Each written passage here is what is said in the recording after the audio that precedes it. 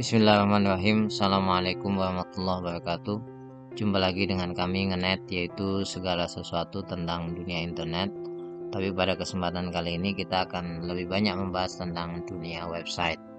Nah, kalau Anda ingin membuat website atau bertanya-tanya tentang dunia website, bisa hubungi nomor yang tertera di monitor ini. Pada kesempatan kali ini kita akan membahas tentang belajar SEO on page dari plugin SEO WordPress. Ingat sekali lagi, belajar yang namanya SEO on page dari plugin SEO WordPress. Jadi kalau Anda belum mengetahui bagaimana SEO on page dan SEO off page, maka bisa melihat video kami yang sebelum-sebelumnya, tapi sedikit banyak kami ulas. SEO on page itu adalah optimasi search engine optimization yang berasal dari website kita. Jadi bukan faktor eksternal tapi faktor internal di website kita. Nah, perlu diketahui bahwasanya setiap website yang berbasis WordPress kayak punya kami ini, sahamhijau.com, itu adalah website yang berbasis template-nya itu WordPress. Ya, jadi kalau kita lihat isinya seperti ini. Ini berbasis WordPress. Itu biasanya menginstal plugin SEO. Ya. Plugin SEO itu sebuah bantuan untuk mempermudah optimasi SEO kita di mesin pencari. Nah, plugin SEO sudah pernah saya bahas. Itu macam-macam ya. Ada Yoast, ada All-in-One, ada RankMath itu dan lain sebagainya. Nah, biasanya orang itu memahami bahwasanya ketika kita sudah install plugin SEO di template WordPress kita, seperti kami contohnya RankMath ini, kemudian otomatis akan naik postingannya di mesin pencari, masuk di page 1 lah, masuk di page 2 lah. Sekali lagi itu mindset yang salah. Karena seperti ini, kinerja daripada plugin SEO itu bukanlah membuat postingan kita otomatis untuk naik, tidak. Tapi cara kerja mereka adalah membuat postingan kita, contoh misalkan postingan kita ini, satu ini yang saya contohkan, itu sesuai dengan standar SEO yang ditetapkan oleh Google. Ya. Ingat, cara kerja mereka adalah membuat postingan kita sesuai dengan standar SEO yang ditetapkan oleh Google. Bagaimana caranya? Nah, ini cara kita belajar. Yang saya contohkan adalah menggunakan RankMath. Ingat, menggunakan RankMath, bukan menggunakan All-in-One atau Yoast. Tapi prinsipnya sama kok, tidak berbeda antara satu dengan yang lainnya.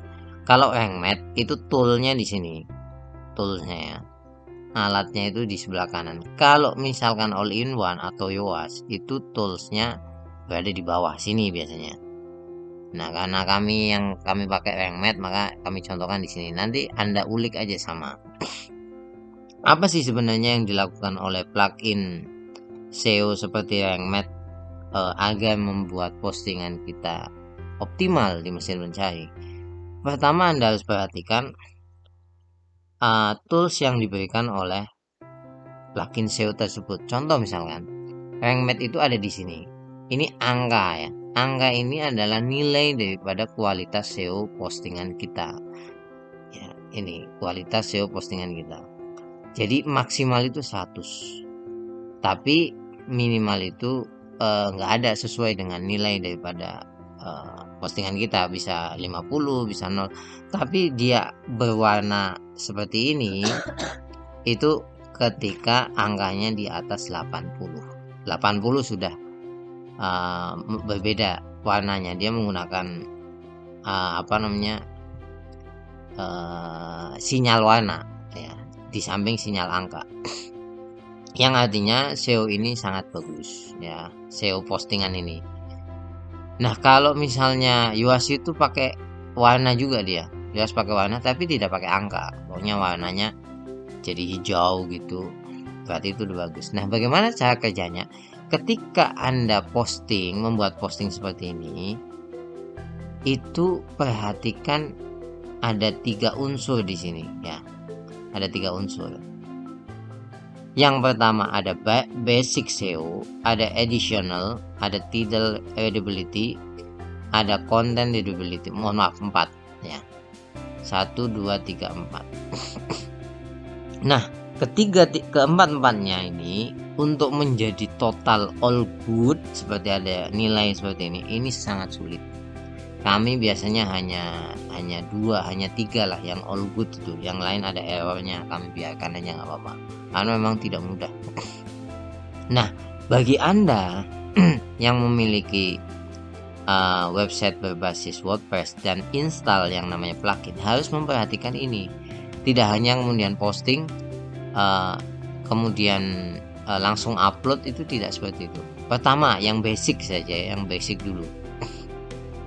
Anda harus cantumkan yang namanya keywordnya, kata kunci apa yang ingin disasar. Itu ditulis pasti di sini kata kuncinya. Saya menulisnya cara screening saham ya. Ini judulnya, kami lihat nih.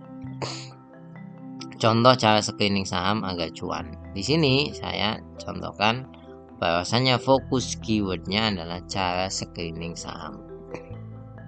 Nah, kemudian Anda cek satu-satu basicnya, basic daripada SEO yang sudah kita cantumkan di postingan ini. Pertama, you are using focus keyword in the SEO title. Ya, jadi pertama bahwasanya keyword yang kita pakai itu muncul di judul kita. Ya. Nah, kalau sudah oke, berarti oke. Seperti itu. Nanti akan centang. Ya, jadi harus dicocokkan satu-satu. Focus keyword use inside SEO meta description. Nah, meta description itu di mana? Anda ini lihat nih, edit snapshot. Nah, ini ada meta description ini. Kan ada keyword juga, cara screening saham. Nah, muncul. Makanya ketika muncul centang lagi, ya. Yang berikutnya, focus keyword use in URL. Kita lihat lagi. URL-nya di mana? Di snapshot sini. Nah, ini permaling cara screening saham. Muncul juga. Ya. Yang berikutnya kita lihat dari focus keyword appears in the first 10% of the content. Nah, first-nya itu di mana? Di sini nih, awal ini. Nah, ini muncul cara screening saham, muncul saya. Jadi itu penting sekali. Nah, yang berikutnya focus keyword found in the content. Nah, muncul ini di konten. Yang berikutnya, content is 894 word long. Nah, ini berarti kalau dari sini ya, ini padahal belum centang dengan full ya. Itu kalau 894 kata itu baru centang. Nah, kalau saya memperhatikan di sini, kalau di bawah 600 itu nanti masih silang. Ya, kalau rank itu. Nah, berarti Anda kalau nulis ya harus di atas 600 kata kalau ingin sesuai dengan standar SEO yang ditetapkan oleh plugin. Nah, standar ini tuh tiap plugin beda-beda ya. All in one, Yoast itu beda-beda. Tapi pada prinsipnya Anda harus memperhatikan poin-poin ini. Nah, additional. Focus keyword found in the subheading. Subheading itu kalau Anda perhatikan nanti belajar heading di konten kami yang lain ya. Ini heading ini. Nah, ini heading ini. Nah, yang subheadingnya yang lebih kecil. Ya, screening saham ini muncul di kami nih. Nah, ini yang kecil cara screening saham muncul di subheadingnya. Ini kan additional ya.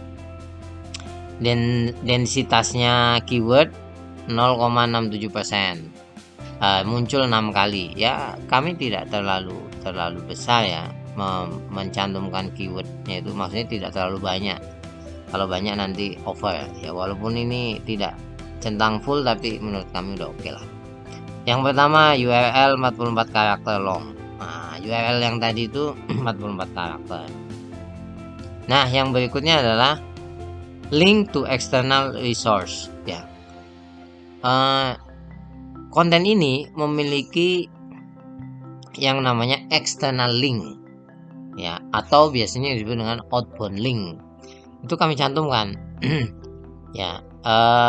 Kalau nggak salah di sebentar nah ini nih, Sri ke hati kami cantumkan ke external link. Nah, external linknya kemana? Nah ini dia, kami cantumkan, ini namanya indeks Sri ke hati. Nah kami cantumkan di sini. Jadi posting yang bagus ada external linknya. Jadi kalau misalkan Anda mengatakan wah kita mencantumkan external link bayar dong, oh jangan seperti itu, karena prinsipnya di dunia online itu kita harus baik ya, kita harus baik, maka kita mencantumkan external link untuk meningkatkan SEO posting kita. Yang berikutnya adalah link to kemudian link to other resource on your website which is great. Jadi ada juga internal link ya.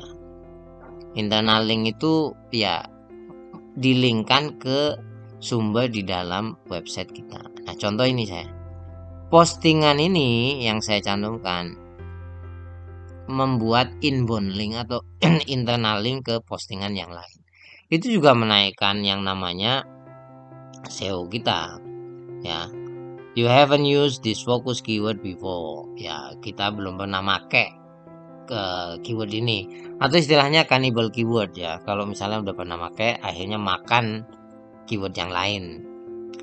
Berikutnya adalah title readability. Nah ini yang saya tidak penuhi ya.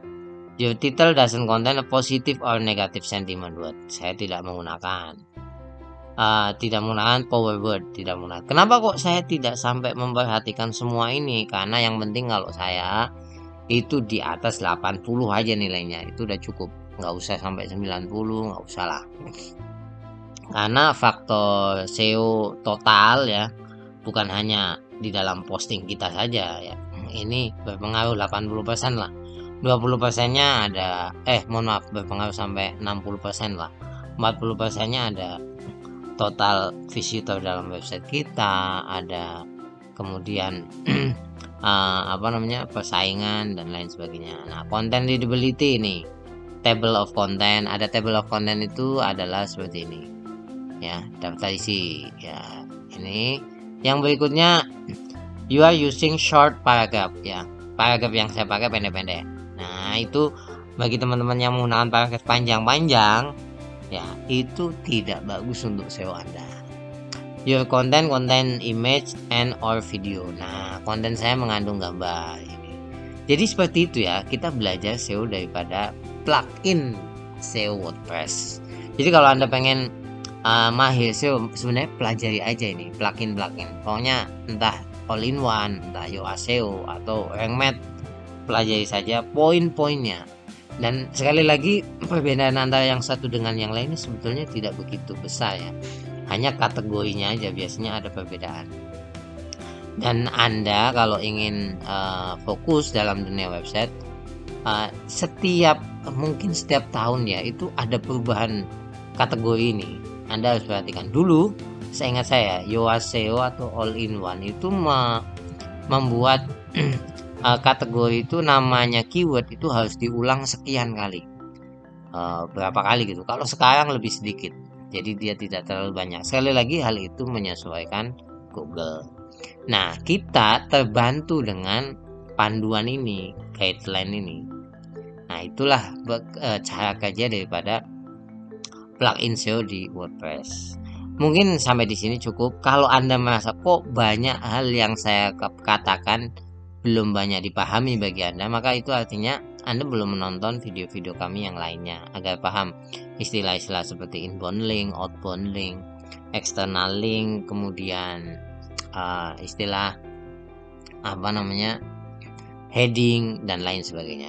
Sampai ketemu lagi, mohon maaf kalau ada kekurangan. Sekali lagi kami juga masih pemula, ini tutorial untuk teman-teman yang masih awal, biar sama-sama kita belajar. Terima kasih, jangan lupa untuk subscribe, like, dan komen. Assalamualaikum warahmatullahi wabarakatuh.